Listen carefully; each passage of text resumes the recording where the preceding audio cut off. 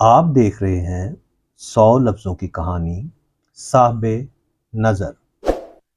You are watching 100 word story written and voice over by K.M. خالد.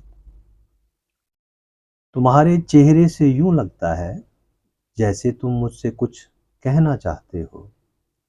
منٹو نے میرے چہرے پر نظریں گاڑے ہوئے کہا. وہ ایک تعویذ آپ سے لینا تھا. میں نے جھجکتے ہوئے کہا. یہ ہاتھ میں کیا ہے؟ میں نے مٹھی میں چھپائے ہوئے بہت سے تعویذ ان کے سامنے پھیلا دیے. مجھ سے تعویذ؟ کوئی بہتان لگوانا ہے کیا؟ انہوں نے سنجیدگی سے کہا. جو تمہارے پاس تعویذ ہیں سبھی بے مثال اور بلند پایہ ہستیوں کے ہیں. تو پھر اوجے کمال کیوں نہیں؟ میں نے حرف شکایت ان کے سامنے رکھا.